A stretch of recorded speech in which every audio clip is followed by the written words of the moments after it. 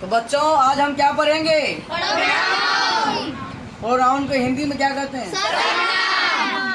अच्छा, प्रोनाउन का परिभाषा क्या होता है?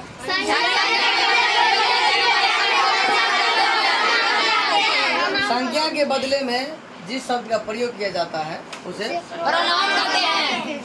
देखो, सबसे पहले ग्रामर को 8 भागों में डिवाइड किया गया है, मालूम होगा। पहले है संज्ञा, सर्वनाम, विशेषण, क्रिया, क्रिया विशेषण। इस प्रकार से 8 भागों में बांटा गया है। सबसे पहले ग्रामर में संज्ञा खोज हुआ। किसका खोज हुआ? संज्ञा। किसका खोज हुआ? संज्ञा। संज्ञा खोज हुआ। अब जब संज्ञा खोज हो गया तब संज्ञा से सर्वनाम खोज हुआ। तो सर्वनाम खोज किस प्रकार हुआ ये देखो। जैसे कुछ एग्जाम्पल हम लिखे हैं यहाँ पर। सीता पढ़ने गई है, सीता पढ़ के आ रही होगी, सीता भी मेला जाएगी। यहाँ पर 3 सेंटेंस है, तीनों में सीता लगा हुआ। क्या लगा हुआ? सीता। इसी सेंटेंस को ये तीनों में सीता लगा हुआ है। और एक हम वाक्य और लिखे हैं, सीता पढ़ने गई है, वह पढ़ के आ रही होगी, वह भी मेला जाएगी। इन दोनों जो सेंटेंस है, इन दोनों में एक चीज फर्क है। क्या फर्क है? इसमें तीनों जगह सीता सीता का प्रयोग किया गया है, जो सेंटेंस को क्या करता, भद्दा कर देता है। ये सुनने में उतना अच्छा नहीं लगता। जैसे हम बोल देंगे सीता पढ़ने गई है, सीता पढ़ के आ रही होगी, सीता भी मेला जाएगी। इसी चीज़ को जब हम ऐसे बोलेंगे, सीता पढ़ने गई है, वह पढ़ के आ रही होगी, वह भी मेला जाएगी, तो पहले वाला सुनने में अच्छा लगेगा, ये वाला सुनने में अच्छा लगा? पहले वाला सुनने में अच्छा नहीं लगा होगा। क्यों? उसमें तीनों का सीता का प्रयोग किया गया। समझ रहा है? जैसे हम लोग खाना खाएंगे तो दिन में खाएंगे दाल रोटी, दोपहर में खाएंगे, और सुबह शाम क्या रात तीनों टाइम जब दाल रोटी खाएंगे, क्या खाना अच्छा लगेगा? नहीं। हम लोग बदल बदल खाते हैं तो खाना अच्छा लगता है।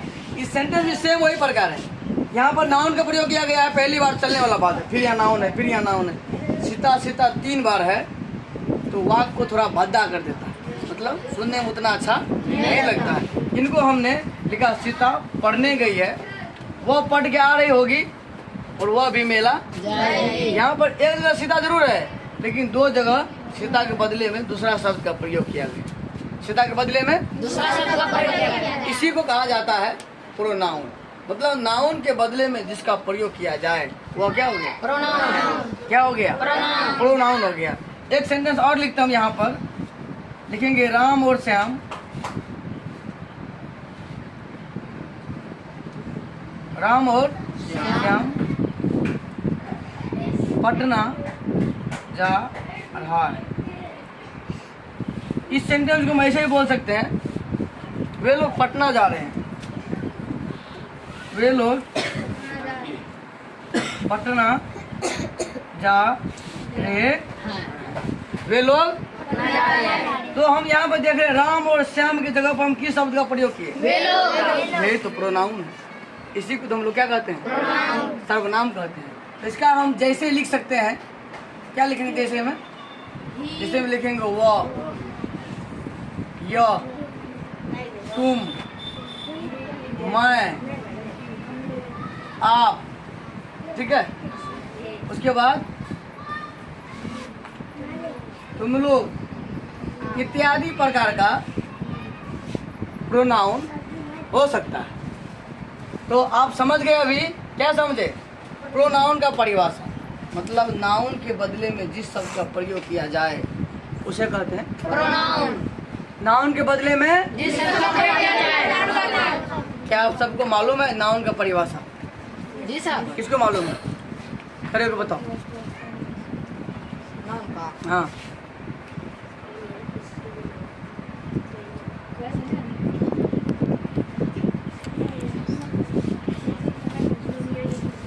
दुनिया के किसी भी नाम को संज्ञा कहते हैं। बिल्कुल सही बात है। नाउन का परिभाषा हम और तरह से बोल सकते हैं। अब तुम्हारा मर्जी है कि तुम नाउन का परिभाषा कैसे बोले। किसी भी चीज़ के नाम को नाउन कहते हैं या किसी व्यक्ति वस्तु स्थान या जानवर के नाम को नाम का नाउन कहते हैं। अब तुम्हारे डिपेंड पड़ता है तुम नाउन का परिभाषा कैसे बताते हो। हम अभी तक ये समझ गए, नाउन प्रोनाउन की परिभाषा समझ लिए। अब प्रोनाउन कितने प्रकार होता है? Types of pronoun, kinds of pronoun. क्या पढ़ेंगे? अर्थात हम कह सकते हैं प्रोनाउन के प्रकार। प्रोनाउन के 10 प्रकार। कितने प्रकार होते हैं? 10। और थोड़ा इसका वर्ड बड़ा बड़ा होता है और याद करने में थोड़ा उतना याद नहीं रह पाता। जिस प्रकार से नाउन का 5 होता है, ये जल्दी सब गैद होगा। कौन कौन? Pronoun, common noun, collective, negative और नाउन, ये याद है।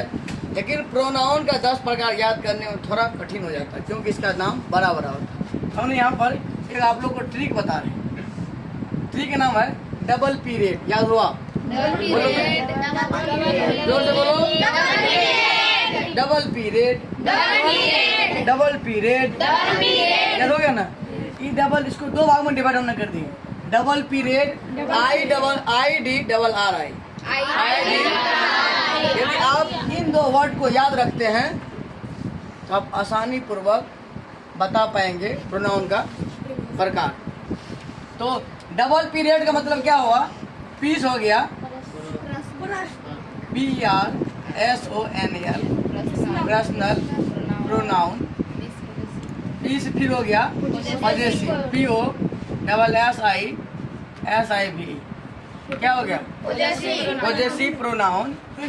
आर से हो गया REFL, रिफ्लेक्सिव, FLEXIV। क्या हो गया? रिफ्लेक्सिव। और ई से हो गया EMPHATIC। क्या हो गया? एम्फेटिक। और डी से हो गया DEMONSTRATIV, डेमोन्स्ट्रेटिव प्रोनाउन। क्या आपको 5 याद हुआ? इनको पढ़िए। Personal pronoun, possessive, reflexive, emphatic, demonstrative. आप इन 5 वर्ड को याद कर लेंगे, ये आसानी से बोल सकते हैं। किन वर्ड को? Double period, double period, P से पर्सनल, सी से पॉजेसिव, आर से रिफ्लेक्सिव, ई से एम्फेटिक और डी से डेमोन्स्ट्रेटिव। डी से अब बात आया कि अब इन 5 का शुरू करेंगे हम लोग। ई से, आई से क्या होता है? इंडिफिनिट। क्या होता है? INDEFINIT, indefinite pronoun. और डी से होता है distributive, DISTRI, DISTRIBUTIV, distributive pronoun. R से होता है, फिर आर से reciprocal, RECE, pro, PRO, pro, CLE, reciprocal. और फिर आर से होता है, क्या होता है? आर से होता है रिलेटिव, RELATIV। क्या हो गया? रिलेटिव। और आई से हो गया इंट्रोगेटिव, INTROGATIV। क्या हो गया? इंट्रोगेटिव। यहाँ पर डबल आर होता है, INTRR, इंट्रोगेटिव प्रोनाउन। तो आपने अभी क्या देखा? हमने एक प्रोनाउन का ट्रिक बताया, डबल पीरियड और ID डबल आर आई। कैसे? इसका गीत आसान था, अब इनको आसान बनाते हैं हम लोग। ID double R I. I से हो गया इंडिफिनिट, डी से हो गया डिस्ट्रीब्यूटिव, आर से हो गया, आर से हो गया, आई से हो गया। ये 10 को वर्ड थोड़ा बड़ा बड़ा रहता है, जिसके कारण याद करने में समस्या होता है। इन ट्रिक को याद रखेंगे, ये 10 प्रकार आपको